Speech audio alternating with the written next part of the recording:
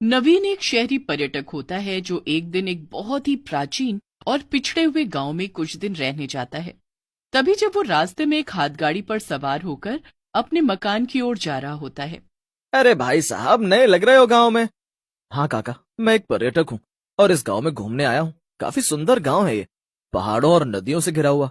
साहब, जितना सुंदर दिखता है उतना ही डरावना भी है। बस एक सहूलियत देता हूँ, रात को सोने से पहले अपने घर के बाहर एक अच्छा सा पकवान बनाकर रख देना, वरना बहुत बुरा होगा। क्या?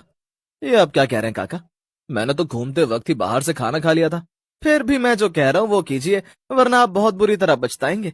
इस गांव में भूखी चुड़ैल का वास है। क्या कहा? भूखी चुड़ैल? नवीन उस हाथगाड़ी वाले की बातों पर विश्वास नहीं करता और बिना बाहर खाना रखे ही सो जाता है। जब वो अपने मकान के कमरे में सो रहा होता है, तभी अचानक से रात के 2 बजे दरवाजे पर खटखट होती है। नवीन खिड़की से झांक कर देखता है, तब दरवाजे के बाहर कोई भी नहीं होता। अजीब बात है, कोई भी नहीं है।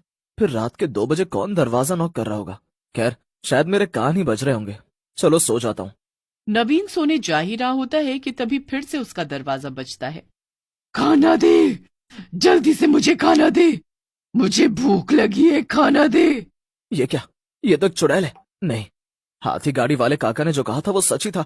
अब मैं क्या करूं? मेरे पास तो इसे देने के लिए कुछ भी नहीं है।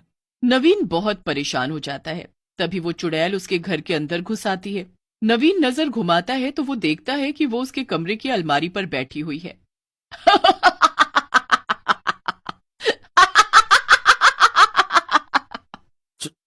चुड़ैल, तुम अंदर कैसे आ गई? निकल जाओ यहाँ से। तेरी इतनी हिम्मत, तू मुझे निकलने का आदेश देगा? मैं एक सर्वशक्तिशाली चुड़ैल हूँ और आज तूने इस गांव का नियम तोड़ा है। नियम? कैसा नियम? तूने मेरे लिए घर के बाहर खाना ना रखकर बहुत बड़ी गलती कर दी है। अब तुझे उस गलती की सजा भुगतनी होगी। आ, मेरी आंखें! नहीं, नहीं। अगले दिन नवीन के मकान में सरपंच समेत बाकी गांव वाले भी इकट्ठा हो जाते हैं और नवीन के बड़े भाई रोहित और भाभी शिखा को गांव में उसकी देखरेख करने के लिए बुलाया जाता है। मैंने उस चुड़ैल को खाना नहीं दिया, इसीलिए उसने मेरी आंखें निकाल ली और अपने साथ ले गई। अब मैं क्या करूं? मैं तो अंधा हो गया भैया भाभी। सरपंच जी, अगर आपके गांव में उस भूखी चुड़ैल का खौफ फैला हुआ है तो आपको हर एक पर्यटक और बाहर से आने वाले व्यक्ति को बताना चाहिए था ना। नहीं रोहित भैया, मुझे पता था।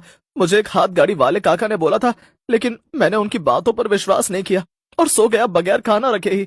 सरपंच जी, उस भूखी चुड़ैल के लिए दरवाजे के बाहर खाना रखना इतना जरूरी क्यों है? बेटी, ये बहुत सालों पहले की बात है।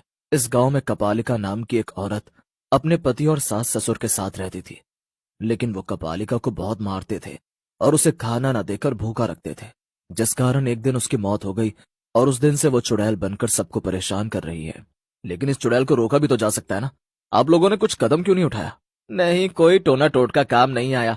हमने सब कुछ करके देख लिया, लेकिन वो भूखी चुड़ैल बहुत भयानक और शक्तिशाली है। अगर किसी ने उसे खाना नहीं दिया तो वो उस व्यक्ति के साथ बहुत बुरा करती है और उसे किसी न किसी तरह से अपाहिज करके चली जाती है। हे भगवान! रोहित, तुम देवर जी को यहाँ से ले चलो। ये गांव खतरे से खाली नहीं। यहाँ की भूखी चुड़ैल हमारे साथ भी गलत कर सकती है। हाँ शिखा, तुम सही कह रही हो।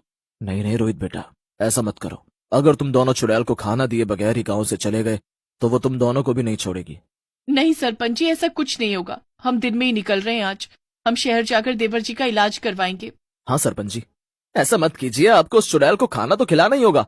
हाँ, एक बार जब कोई इस गांव में आता है और वो उस भूखी चुड़ैल कपालिका को खाना दिए बिना ही चला जाता है, तब वो उस व्यक्ति के पीछे हाथ धोकर पड़ जाती है। रुक जाइए और उसे खाना देकर ही जाइए। शिखा और रोहित दोनों सरपंच और गांव वालों की बात नहीं सुनते हैं और अपनी मनमानी करते हुए एक बैलगाड़ी पर सवार होकर नवीन को लेकर गांव से बाहर जाने के लिए प्रस्थान करते हैं। बैलगाड़ी चलाने वाली एक औरत होती है। खामखा सभी गांव वाले हमें कुछ भी कह रहे थे। अच्छा हुआ कि हम जल्दी से इस भूतिया गांव से बाहर निकल रहे हैं। हाँ शिखा, धन्यवाद शिखा भाभी। रोहित भैया, तू चिंता मत कर नवीन, मैं हूं ना, तू जल्दी ठीक हो जाएगा मेरे भाई। तभी अचानक से बैलगाड़ी एक खाई पर जाकर रुक जाती है। ये क्या? ओ बैलगाड़ी वाली, तुम्हारा दिमाग खराब हो गया है क्या? यहाँ खाई पर क्यों लाई हो तुम बैलगाड़ी? तभी वो औरत उनकी बातों का कोई जवाब नहीं देती। अरे कानपुर में हड़ताल है क्या तुम्हारे? सुनाई नहीं दे रहा है क्या? तभी वो औरत पीछे मुड़कर देखती है और उसकी डरावनी शक्ल देखकर रोहित और शिखा के होश उड़ जाते हैं। वो और कोई नहीं बल्कि चुड़ैल कपाल। तुम दोनों को क्या लगा? तुम दोनों मुझे खाना दिए बिना इस गांव से चले जाओगे? तुम्हें इस गांव की परंपरा को निभाना चाहिए था, लेकिन तुम दोनों ने अपनी होशियारी दिखाई। अब उस होशियारी की सजा तो भुगतनी ही होगी। नहीं नहीं, छोड़ दो हमें कपालिका, हमें माफ कर दो। हाँ कपालिका, छोड़ दो हमें। मेरे भैया और भाभी को बख्श दो कपालिका।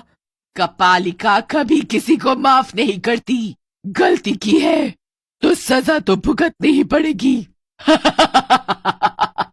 कपालिका उन दोनों का गला पकड़ती है और हवा में उड़ते हुए उन्हें खाई के नीचे फेंकने जा ही रही होती है कि तभी अंधा नवीन बैग में रखे बचे हुए समोसे और कचौरियां जैसे तैसे निकालता है और वो कपालिका को चिल्लाते हुए कहता है, कपालिका कपालिका, छोड़ दो उन्हें। ये देखो, हम तुम्हें समोसे और कचौरियां देंगे, छोड़ दो उन्हें।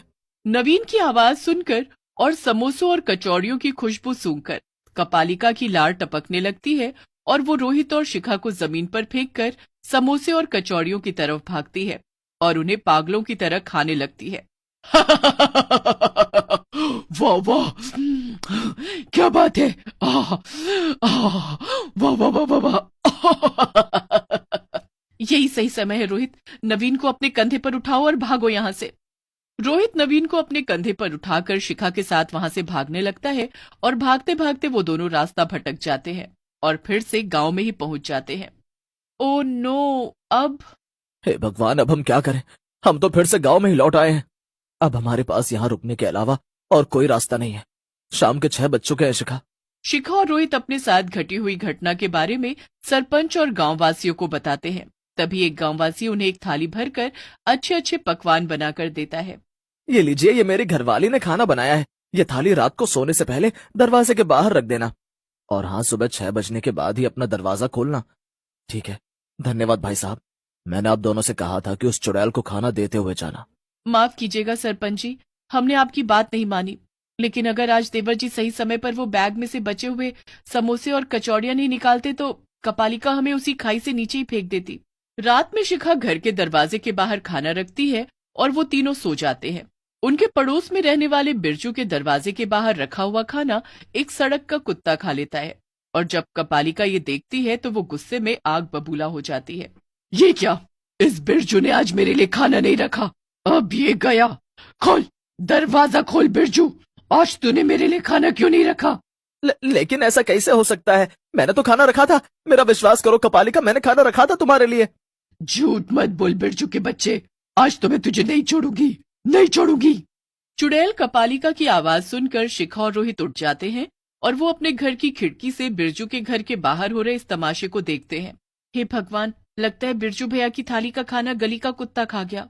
हाँ रोहित, जब मैं अपने दरवाजे के बाहर खाना रख रही थी तभी बिरजू भैया भी रख रहे थे, लेकिन अभी उनकी थाली में से सारा खाना गायब हो चुका है। इसका मतलब कुत्ते या किसी और जानवर ने ये किया होगा। रोहित, हम बिरजू भैया को और इस गांव को इस भूखी चुड़ैल कपालिका से बचा सकते हैं। गांव वाले बेवकूफों की तरह इसे रोज खाना देते रहते हैं, लेकिन कभी किसी ने ये नहीं सोचा कि खाना देने के बहाने ही उसे खत्म भी किया जा सकता है। शिखा तुरंत अपने पास बचे हुए खाने को एक थाली में परोसती है और उसमें गांव के भव्य शिव मंदिर से मिली भस्म मिलाती है। अब देखना, इस भस्म से मिले हुए खाने को खाकर कैसे भूखी चुड़ैल कपालिका का अंत होगा। वाह शिखा, इतनी सी बात किसी के ध्यान में नहीं आई कि कपालिका को खाने से मारा जा सकता है। शिखा और रोहित कपालिका के सामने वो खाना ले जाते हैं और उस खाने को देख कपालिका की लार टपकने लगती है। अरे वाह, खाना, बढ़िया बढ़िया खाना। नहीं, ये तुम लोगों ने अच्छा नहीं किया। सभी गांव वाले कपालिका की इतनी तेज आवाज सुनकर जाग जाते हैं और वहां इकट्ठा हो जाते हैं। शिखा बेटी, आज तुमने वो कर दिखाया जो हम अनपढ़ गांव वाले कभी नहीं कर पाए। कभी कभी हम इंसान भी किसी पहेली को सुलझाने के लिए दुनिया भर की तिकड़म लगा लेते हैं, लेकिन असल में उस पहेली का हल तो बहुत आसान ही होता है। धन्यवाद शिखा भाभी, आपने इस गांव को उस भूखी चुड़ैल के कहर से मुक्त किया है। कपालिका जलकर राख हो जाती है। इस तरह अंत में भूखी चुड़ैल खत्म हो जाती है, जिसके बाद रोहित और शिखा शहर जाकर नवीन का इलाज करवाते हैं और साथ ही उस गांव में सभी लोग बिना किसी डर के आराम से रहने लगते हैं।